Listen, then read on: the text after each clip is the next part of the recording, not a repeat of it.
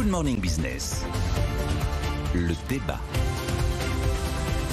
C'est peu de le dire que la situation s'est nettement dégradée. Est-ce que donc ça peut jouer maintenant sur le calendrier des banques centrales, Stéphane Pedradi? Alors d'abord le calendrier, réunion le 10 mars pour la BCE, les 16 et 17 mars pour la Fed. En ce qui concerne les anticipations pour la BCE, on n'attend évidemment pas de hausse des taux, mais on attend quelques indications sur les programmes de rachat d'actifs, le PEPP, le programme d'urgence, et l'APP, le programme classique.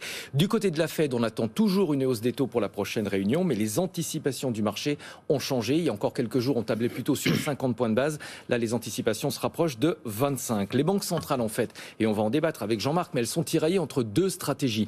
D'un côté, il y a un risque de dérapage, d'embrasement en Ukraine, et donc ça devrait inciter les banques centrales à la prudence, donc retarder leur programme de resserrement monétaire, car ça n'aurait aucun sens de relever les taux si c'est pour faire marche arrière en catastrophe dans quelques mois. Soit elles considèrent que la crise va accélérer l'inflation, et vous le disiez Christophe, flamber des prix du pétrole, flamber du prix des céréales. Tout cela va faire encore grimper la hausse des prix à la consommation. On est déjà à 5,1% dans la zone euro pour le mois de janvier en rythme annuel et à 7,5% aux États-Unis. Et aux États-Unis, la Fed, qui est déjà très largement accusée d'être behind the curve, derrière la courbe, de courir après l'inflation, ne va sans doute pas pouvoir attendre davantage. Alors Jean-Marc Daniel est comme un poisson dans l'eau, c'est ce qu'on appelle un choc d'offre là. Oui, complètement. Oui. Alors, on est dans une situation, c'est une situation effectivement où le prix des matières premières monte, où l'or, qui est la valeur refuge traditionnelle, monte de façon spectaculaire. D'ailleurs, quand il y a eu des conflits d'une ampleur qui était beaucoup plus importante au XXe siècle, effectivement, la première chose que faisait la Banque centrale, c'était de déconnecter la valeur de la monnaie locale de l'or, qui était encore la référence,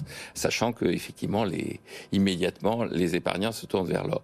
Ce qu'il y a d'intéressant, c'est que sur le prix du pétrole, on n'est pas encore aux 141 $ le baril qui avait été en juillet 2008, mais à l'époque, le cours de l'euro était beaucoup plus important qu'actuellement, et on a plutôt un effritement de l'euro en ce moment par rapport au dollar. Donc, pour les consommateurs français, ça va jouer. Alors, sur la Banque centrale, je pense qu'il y a effectivement, on voit trois positions. Il y a le gouverneur de la Banque d'Angleterre qui est intervenu la semaine dernière pour dire que de toute façon tout devenait non conventionnel. On a eu d'abord la crise de 2008, ensuite il y a eu la crise des dettes souveraines en Europe, il y a eu la pandémie, maintenant il y a de nouveau les tensions. Donc il y a un moment où il faut déconnecter la Banque centrale de l'actualité immédiate et revenir à des fondamentaux avec cette idée que l'inflation est en train de se développer un peu partout, il va falloir durcir la politique monétaire. Même s'il y a un risque sur la conjoncture mondiale. Oui, le risque le plus important. Le choc énergétique, vous le savez, a des conséquences immédiates sur la croissance.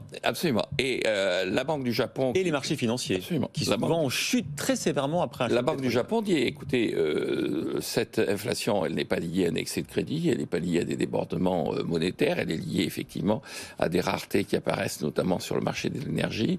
Et donc, serrer la politique monétaire ne sert à rien. Et puis, il y a effectivement la position, je dirais, un peu de la BCE qui consiste à dire, écoutez, cette inflation, si on regarde l'inflation sous-jacente, le cœur d'inflation, comme on dit en anglais, l'inflation sous-jacente, Stéphane l'a rappelé, on est à 5,1% d'inflation totale, mais 2,4% d'inflation sous-jacente. Donc, on est plutôt proche des 2% qui sont les 2% de la norme. Donc, c'est pas utile de durcir la politique monétaire. Alors, dernière remarque sur le plan historique. Vous savez, j'aime toujours les anecdotes historiques. Au moment de la guerre de 1870, Gambetta avait demandé au sous-gouverneur qui était à côté de lui, à Tours, dans le gouvernement en exil, de financer des achats d'armes pour continuer la guerre. Et le sous-gouverneur en question avait dit « Ah non, vous avez atteint votre plafond, ça va faire de l'inflation ».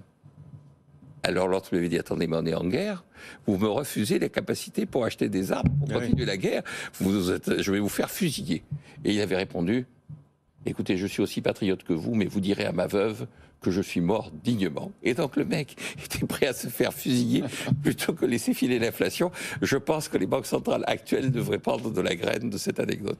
Bon, en tout cas, ce choc diplomatique et économique, à l'instant, l'Ukraine fait état de bombardements dans la région de Lvov. Lvov, c'est complètement à l'ouest de l'Ukraine, ce qui est vraiment la confirmation que la Russie a décidé d'envahir l'Ukraine depuis 4 heures du matin. Conséquences évidemment sur notre économie, conséquences sur de nombreux secteurs.